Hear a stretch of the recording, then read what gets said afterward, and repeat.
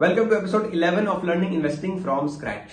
सारे बेसिक समझने के बाद एक इंसान का क्वेश्चन यही होता है, अब अगर मुझे अपना पैसा कंपनी में इन्वेस्ट करना है तो कौन सी कंपनी में करूं और कैसे पता चलेगा कौन सी कंपनी अच्छी है या कौन सी बुरी है। How do I know more about the company और द स्टॉक। मैं जानकारी कहां से लाऊं, कैसे लाऊं और कौन से टाइप का एनालिसिस जिसको हम कहते हैं वो मेरे लिए सुटेबल होगा। ये सब क्वेश्चंस के आंसर आपको मिलेंगे आज की वीडियो में, बिकॉज एनालिसिस होता क्या है, कौन से टाइप का होता है, आपको कौन सा यूज करना चाहिए, सबके जवाब मैं आज देने वाला हूं। इसके बाद मैंने इस वीडियो के और पार्ट बनाए हैं जो मैं धीरे धीरे रिलीज करूंगा, जिसमें मैं इन एनालिसिस के डिटेल में मतलब भी निकालूंगा और डिटेल में आपको उसकी अंडरस्टैंडिंग दूंगा कि कैसे कौन से चीजें आपको देखनी होती हैं, क्या क्या क्राइटेरिया होते हैं, वो हम धीरे धीरे आगे बात करेंगे। But for now let's start the video without any further do. So आज का टॉपिक है एनालिसिस कैसे करना है। First of all, what is analysing a company, what does that mean कि हम कंपनी को एनालाइज कर रहे हैं और क्यों करना उसके जरूरी है। आप समझिए, जैसे कि हम जाते हैं डॉक्टर के पास, तो आपका हेल्थ चेकअप करता है, आपका बॉडी चेकअप करता है, बताता है कि हाँ जी बीपी कम है, बीपी ज्यादा है, शुगर कम है, शुगर ज्यादा है, कोलेस्ट्रॉल ज्यादा है, कम है, या आपकी एनर्जी कम है, ज्यादा है, विटामिन डी की वजह से हो सकता है, B12 की वजह से हो सकता है, ये दवाई लीजिए, वो दवाई लीजिए। बट वैसे ही अगर आप एक बिजनेस चला रहे हैं या एक बिजनेस में इन्वेस्ट करना चाहते हैं, which is what do we do in the stock markets, we invest in already an existing business or multiple businesses, तो उसमें इन्वेस्ट करने से पहले हमें पता होना चाहिए उस बिजनेस की फाइनेंशियल हेल्थ कैसी है और क्या है। उसका मतलब कि बिजनेस क्या करता है, फर्स्ट ऑफ ऑल बिजनेस करता क्या है, कौन से टाइप का बिजनेस है वो। सेकेंडली, वो बिजनेस का साइज क्या है। थर्डली, बिजनेस के मेजर नंबर्स, मतलब कि कितना प्रॉफिट लॉस है, कितना रेवेन्यू है, कितनी ग्रोथ है, कौन सा सेक्टर में है, आगे की क्या विजन है, वो सब चीजें।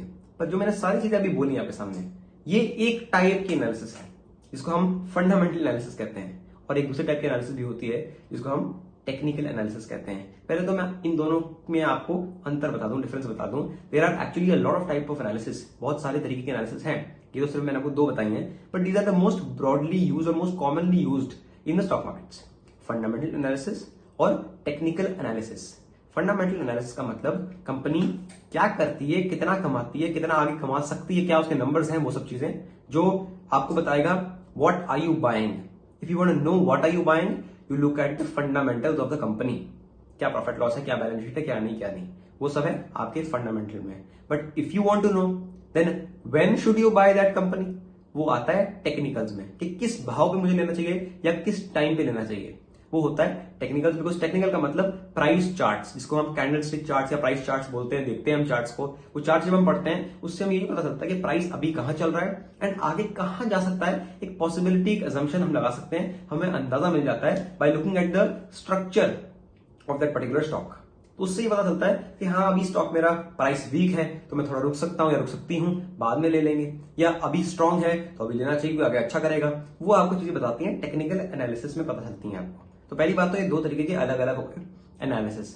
आज हम शुरुआत जो कर रहे हैं वो कर रहे हैं फंडामेंटल एनालिसिस से, कि फंडामेंटल ऑफ द कंपनी होते क्या है और कैसे पता आपने करने हैं, और क्या फंडामेंटल हो, मतलब कौन से क्या क्राइटेरिया हो जो वो कंपनी अच्छी मानी जाएगी। तो फंडामेंटल अगर मैं आपको बताऊं, जैसे मैंने बोला, is focused on knowing what your buying. आपको पता तो होना चाहिए ना कि आप क्या खरीद रहे हैं, तभी तो आप उसको सही दाम पे खरीदेंगे। तो पहले आप फंडामेंटल देखते हैं जानने के लिए that what am I buying, then आप टेक्निकल देखते हैं जानने के लिए कि किस दाम पे मुझे खरीदना है, मतलब when should I buy that thing. तो first fundamental to know what you are buying, technical to know when do you buy it. Fundamental की बात करते हैं, आपको सबसे पहली चीज जो जाननी हो जरूरी है, बहुत जरूरी है, उससे पहले कुछ और आता ही नहीं है कि कंपनी करती क्या है, क्या उसका बिजनेस मॉडल है, कैसे वो पैसा कमाती है, क्या बेचती है और किसको बेचती है। अगर आपको यही नहीं मालूम है कि कंपनी क्या कर रही है और आप उसमें अपना पैसा अगर लगा रहे हैं, तो सबसे बड़ा डिजास्टर वो हो सकता है। So if there is any company you are investing into, you need to know वो क्या करती है, किसको बेचती है और क्या बेचती है। एंड आपको ये पता होना चाहिए उसका ब्रॉड सेक्टर, कौन सा सेक्टर, क्योंकि सेक्टर पता होगा तो ये आप आगे अच्छी इन्वेस्टिंग कर पाएंगे। बिकॉज काफी सेक्टर्स की टाइमिंग चलती है, काफी सेक्टर के फैंसी सेक्टर्स होते हैं, कभी हम बोलते हैं तो कोई सेक्टर वो मोमेंटम में होते हैं। अगर आप अच्छा सेक्टर्स पकड़ लें तो आपका पैसा ज्यादा बन सकता है। बिकॉज अगर सेक्टर ही अच्छा नहीं होगा, अगर उसकी इंडस्ट्री ही कुछ नहीं है, इंडस्ट्री में अपॉर्चुनिटी साइज ही नहीं है, तो कंपनी वाला क्या करेगी। अगर वो प्रोडक्ट जो है वो पूरी इंडस्ट्री साइज ही मान लीजिए 10 करोड़ है, तो कंपनी कैसे 10,000 करोड़ की बनेगी?